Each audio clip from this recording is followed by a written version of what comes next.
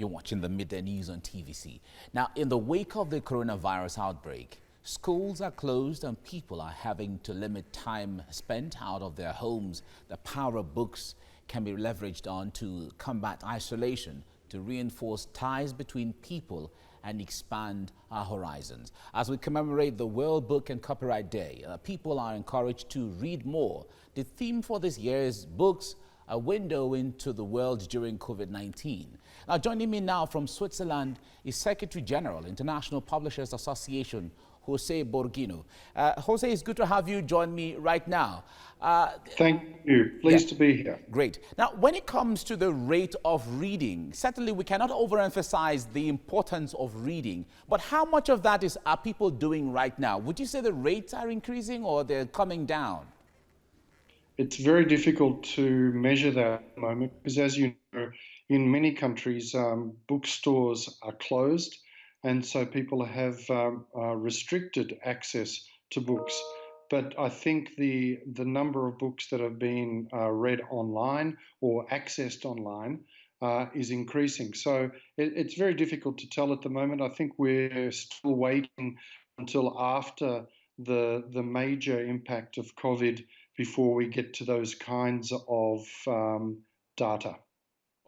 Now, a lot of young people, or even people generally, are having access to smartphones and are able to have access to YouTube videos and they watch documentaries. There are even audiobooks right now. How much of all of that graphical, video, audio is threatening the original traditional way of reading? Well, the well-known argument about we're having an attention deficit has been around for a little while. I think there are more people reading at the moment than ever before. They're reading differently. They're reading different kinds of works, whether it be on their phones or in hard copy, in schools or outside of schools. I think reading is growing in importance in terms of the modern world. So I think there are some parts of the book economy that are certainly looking at difficulties, but there are other parts that are growing.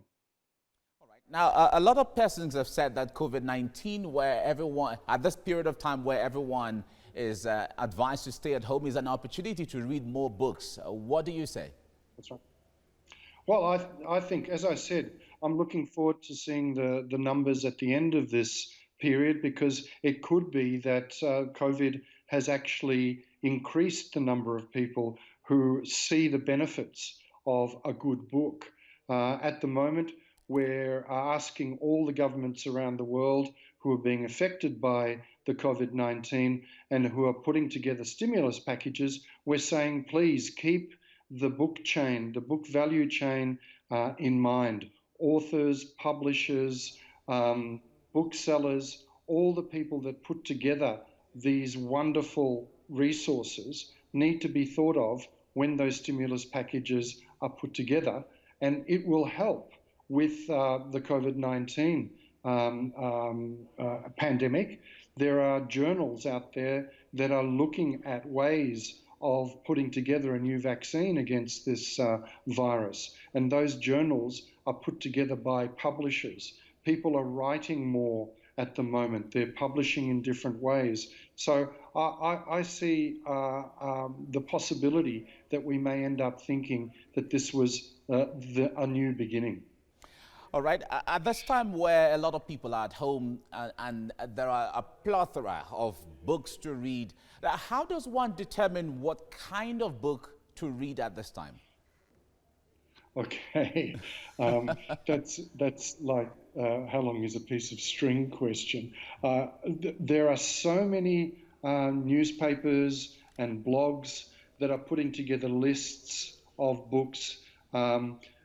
People are recommending classics. People are recommending particular types of books. If you're into detective fiction, if you're into non-fiction, there are so many opportunities with books to lose yourself in another world, in the imagination of another author, that I think people may find that they discover a new type of writing, a new genre that they never started before, and after COVID, they're hooked. Now, well, before I let you go, let me ask about issues of audiobooks. Audiobooks are becoming more popular by the day. Are the impacts Yes. of audiobooks the same with reading a hard copy book? Well, that's a very interesting question. I'd like to see research into that. I know that there's research looking into the differences between online reading and hard copy, and there is some evidence to say that people who read online have a different experience. So I would be surprised if an audiobook didn't have some issues or some ways of impacting on someone's imagination or thinking process that is slightly different. After all, it's coming into your brain through a different set of senses. So, and some people, as you know, are very visual in the way they learn. Other people are much more auditory. So I wouldn't be surprised. I think audiobooks are, as you say, gaining in popularity all over the world because it allows you to do one thing and still be listening to a story, often read by people who are very, very good at getting that story across. So, yeah, audiobooks are a wonderful addition to the plethora of versions of books that publishers now produce and disseminate. All right. Jose Borghino, thank you so much for talking to TVC News.